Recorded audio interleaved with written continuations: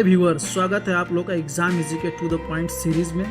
Viewers, आज को जो हमारा टॉपिक है वो है चक्रवात। तो सबसे पहले हम चक्रवात की परिचय को देखते हैं। आइए चलते हैं चक्रवात की परिचय। अस्थायी वायुदाब की पेटियों में अस्थायी पवनें प्रवाहित होती हैं। इन्हीं अस्थायी पवनों के क्षेत्र में ही चक्रवात, प्रतिचक्रवात, तड़ित झंझा आदि उत्पन्न होते हैं। वायुमंडल की इन्हीं परिघटनाओं को द्वितीयक परिसंचरण की संज्ञा दी जाती है। आइए देखते हैं चक्रवात का गठन।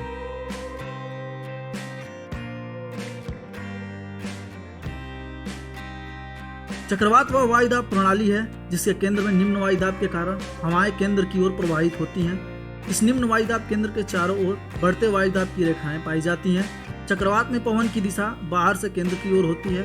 उत्तरी गोलार्ध में चक्रवात में वायु की दिशा घड़ी की सुइयों की दिशा के विपरीत तथा दक्षिणी गोलार्ध में घड़ी की सुइयों की दिशा के अनुकूल होती है। आइए देखते हैं चक्रवात के प्रकार। चक्रवात दो प्रकार के होते हैं, उष्णकटिबंधीय चक्रवात तथा शीतोष्णकटिबंधीय चक्रवात। आइए सबसे पहले देखते हैं उष्णकटिबंधीय चक्रवात।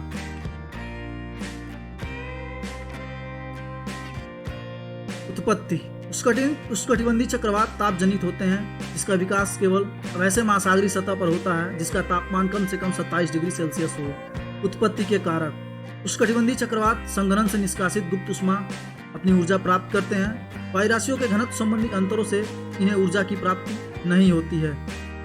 अक्षांशीय विस्तार। दोनों गोलार्धों में 10 डिग्री से 30 डिग्री अक्षांशों के बीच इनकी उत्पत्ति होती है। आकृति और आकार। इनका आकार दीर्घवृत्ताकार होता है। विस्तार तुलनात्मक रूप से कम होता है। दाब प्रवणता बल काफी तीव्र होता है। उत्पत्ति का समय। सामान्यतः अगस्त से अक्टूबर के बीच इनकी उत्पत्ति होती है। तापमान। इनके क्षेत्रों में तापमान का वितरण लगभग समान होता है। दिशा।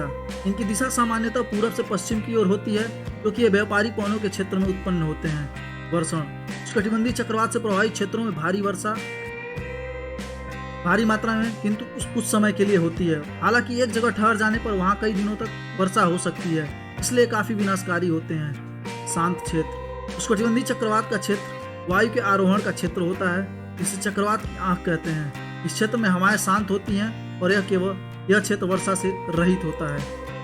शीतोष्णकटिबंधीय चक्रवात। उत्पत्ति। शीतोष्णकटिबंधीय चक्रवात यांत्रिक होते हैं, जिसके विकास में तापमान की ज्यादा भूमिका नहीं रहती। ये समुद्र सतह और जमीन दोनों जगह उत्पन्न हो सकते हैं। उत्पत्ति के कारक। शीतोष्णकटिबंधीय चक्रवात ऊर्जा के लिए वायु राशियों के घनत्व पर निर्भर रहते हैं। अक्षांशीय विस्तार। दोनों गोलार्धों में 30 डिग्री से 35 डिग्री अक्षांशों के बीच इसकी उत्पत्ति होती है। आकृति और आकार। यह चक्रवात उल्टे भी आकार का होता है। यह हजारों किमी तक विस्तृत होते हैं। दाब प्रवणता बल कम होता है। उत्पत्ति का समय। इनकी समय निश्चित नहीं होता, किंतु गर्मियों में अधिक ये जाड़े के मौसम में उत्पन्न होते हैं। तापमान। इनके विभिन्न क्षेत्रों में तापमान में भिन्नता पाई जाती है। दिशा। ये प्रायः पश्चिम से पूर्व की ओर गमन करते हैं, क्योंकि उनकी उत्पत्ति पछुआ पवनों के क्षेत्र में होती है। वर्षण। शीतोष्णकटिबंधीय चक्रवात में वर्षा धीमी गति से किंतु अधिक समय के लिए होती है। ये अपेक्षाकृत कम विनाशकारी होते हैं। शांत क्षेत्र। शीतोष्णकटिबंधीय चक्रवात में ऐसा कोई क्षेत्र नहीं होता जहां हवाएं और वर्षा का प्रभाव न हो। आइए देखते हैं चक्रवात के प्रभाव।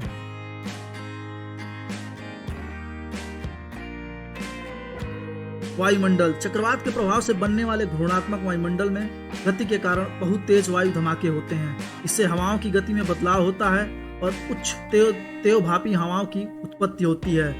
वृक्ष और वनस्पतियों पर प्रभाव। चक्रवात के प्रभाव से वृक्षों और वनस्पतियों को नुकसान पहुंचता है। तेज वायुमंडल और अधिक बारिश के कारण पेड़ पौधों के टूटने और उखड़ने का खतरा बढ़ जाता है। जलवायु।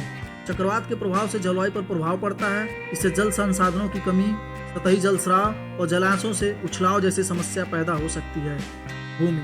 तूफानी हवाओं के कारण चक्रवात के प्रभाव से भूमि पर भी प्रभाव पड़ता है। तेज वायुमंडल के कारण उच्च तापमान, जलनीयता और जमीन की उछलाव की संभावना बढ़ जाती है। इससे भूमि पर नुकसान, भूस्खलन और जिम्मेदारी के क्षेत्र की समस्याएं उत्पन्न होती है। मानवीय प्रभाव। चक्रवात के प्रभाव से मानवीय जीवन पर भी प्रभाव पड़ता है। इसके कारण जीवन की सुरक्षा पर संकट होता है। घरों और संपत्ति को नुकसान पहुंचता है और बाढ़ के कारण जनसंख्या के विस्तार का खतरा बढ़ जाता है।